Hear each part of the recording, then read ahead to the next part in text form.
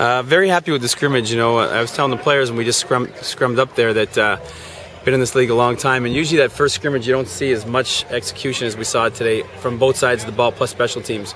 You know, defensively we had some turnovers, we had some stops on third down, which were great. Offensively we had some conversions on second and extra long, which you rarely see till later on in the season.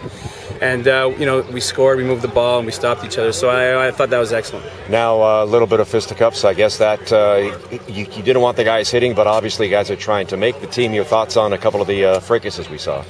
Well, you know, emotions are high. You know, men are fighting for jobs right now and their livelihoods, and they have families to feed, and so it's important to them. And you know, the fact that it's important to them, you know, I do feel good about that. You know, we have to temper it a little bit because obviously we don't want that translating into games. But they understand what's at stake here right now, and there's a lot of competition in this camp, so people are going to get heated. And again, no changes to the roster planned at all. You know, you have your 55 just about ready for Winnipeg, so we really shouldn't expect anybody to be released between now and Wednesday? Well, you know, the roster's always changing. Right now we don't have any plans to, but you know, sometimes it's based on injury. Sometimes, you know, we'll look at the tape, and if we feel like someone doesn't have an opportunity to make our football team, you know, we'll make a move and get someone else in here to have a look at. Coach, how important is this as an evaluation tool for you personally? It's very important because this is our first game type situation outside of the preseason. And when you have this many players and there's only so many snaps in the preseason, you want to have every single opportunity you can to evaluate them. So going into the Winnipeg game, you know, at least we have an idea of what some of these players can do with a little bit of pressure. Value of the referees?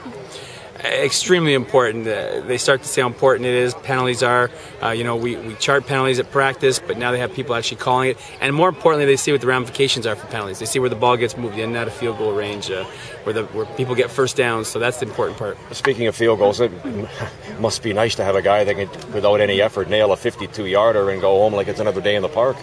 Well, it is, you know, and those are critical, you know, and at some point in the season you're going to have to make a couple of those, you know, to win games in the last minute of a game. So the more practice we can get at that in game type situations, the better we'll be. Coach, a couple offside calls there. Some of the guys south of the border still getting used to things out there. What do you have to do to get them ready again and face the same thing in Winnipeg? Well, you know, that it's always a challenge, that part of it, what we call the waggle. Really, and you know, so you try not to have them, but they're going to happen, a couple, especially early, because we want the guys being aggressive, attacking the line of scrimmage. You'd rather have that than have none, and guys being 3-4 yards behind the line of scrimmage at the snap and not attacking the defense at all. All right.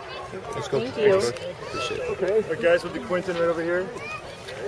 Marcel, I got another Q&A. Bunch of questions for you. Only one-on-one.